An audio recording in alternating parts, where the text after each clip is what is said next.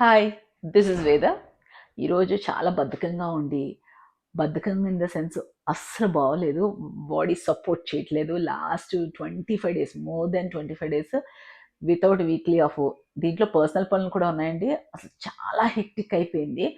So, ఈరోజు rest తీసుకుందాం అని డిసైడ్ అయిపోయాక క్లయింట్ అపాయింట్మెంట్ ఉంది.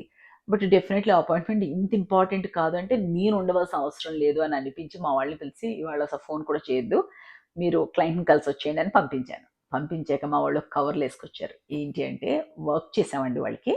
ఆల్మోస్ట్ ఒక 3 months బ్యాక్ వర్క్ చేసాము, కంప్లీట్ అయిపోయింది. బట్ వాళ్ళకి ఏకే చిన్న స్మాల్ సర్వీస్ కావాలని అడిగారు. అడిగితే మీకు లోకల్ ఉన్నారు, సేమ్ కమ్యూనిటీలో ఉన్నారు పేరెంట్స్ కూడా అని అడిగాను. ఆయన అయితే ఎన్ఆర్ఐ కాదు, మెడ్రాస్లో ఉంటారనమాట. సో అది మీరుంటే బెటర్ మేడం అంటే సరే చేసి పెడతా అని చెప్పాను. చేసి పెడితే నాకు అనిపించింది అనమాట, ఇప్పుడు కొన్ని కవర్స్ కొద్దిగా ఓపెన్ చేశాను. ఓపెన్ చేస్తూనే అనిపించింది, ఎందుకు మన వాళ్ళకి చూపించేద్దాం, అసలు ఏం జరిగిందో చూపిద్దామని వెంటనే వీడియో తీయమని చెప్పాను. వాళ్ళు ఇక్కడే ఉంటారు. లోకల్‌గా వర్క్స్‌తో ఎంత కష్టం అనేది వాళ్ళకి అర్థమైంది. అర్థమై అప్రిషియేషన్ ఉంది కాబట్టి నాకు భలే అనిపించిందనమాట. అది చిన్న గిఫ్టా, పెద్ద గిఫ్టా అయన్నీ పక్కన పెట్టేస్తే నాకైతే నాకు ఇంట్రెస్ట్ ఉన్నయి పంపించారు. అయి సరదాగా చూపిస్తాను. ఆహ్, ఏం లేదండి. ఎన్ఆర్‌ఐ‌కై అనే స్టార్ట్ చేసాం కంపెనీ. బట్ లోకల్ వాళ్ళు ఎప్పుడు ఎక్కువ అప్రోచ్ అవుతున్నారనమాట. సో, అది చాలా హ్యాపీ. నేను కొన్ని చూపిస్తాను. మా వాళ్ళకి అని హ్మ్. టీమ్‌లో అందరికని ఇలాగ చాలా బాక్సులు పంపించారు.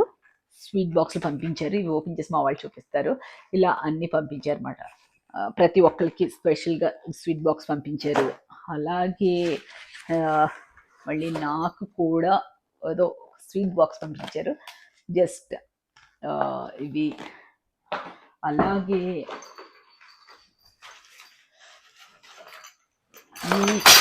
యూజువల్లీ నేను యూజువల్లీ నేను డెకరేట్ చేస్తాను అనమాట. ఎక్కువ డెకరేట్ చేస్తాను. మేబీ థర్స్‌డేస్ ఆఫీస్‌లో ఏం చేస్తాం అనేది కూడా నెక్స్ట్ మీకు రిలీజ్ చేస్తాము.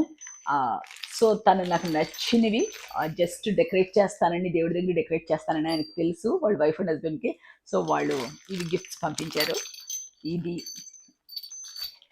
అండ్ అలాగే మనం ప్రతి ప్రాజెక్ట్‌కి, ప్రతి అపార్ట్మెంట్‌కి మనం ఏం చేస్తామంటే ఒక సూపర్వైజర్‌ని అలాట్ చేస్తాం అనమాట.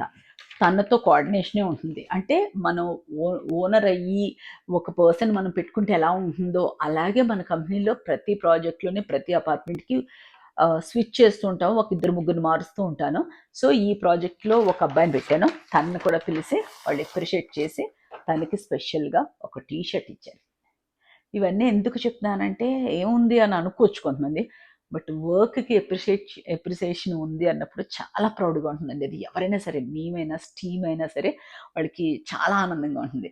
సో, నేను ఎందుకు చెప్తున్నాను అనేది మీకు అర్థమయ్యే ఉంటుంది. ఇలాంటి చిన్న చిన్న గిఫ్ట్స్ ఇవ్వటం చాలా బావుంటుందని చెప్తున్నాను కదా! ఇప్పుడు పాపం మా టీమ్‌ని చాలా అప్రిషియేట్ చేసి ఇచ్చారు. మోర్ దాన్ నాకంటే కూడా మా వాళ్ళు ఇవాళ చాలా చాలా హ్యాపీగా ఉన్నారు. ఇది ఇచ్చారు అని కాదు. ఓన్లీ మేము చేసిన పనిని ఒక మేము ఎంప్లాయీగా ఉండి మమ్మల్ని ఇంత రికగ్నైజేషన్ ఇవ్వటానికి మేడం కూడా డైరెక్ట్ చేస్తున్నారు క్లయింట్స్‌తో అనేది వాళ్ళ హ్యాపీనెస్. వాళ్ళు వ్యక్తపరచలేదు. బట్ వాళ్ళ ఫేస్‌లో అయితే బాగా కనిపించింది. అదే చూపిస్తున్నాను. Thank you. Thank you so much.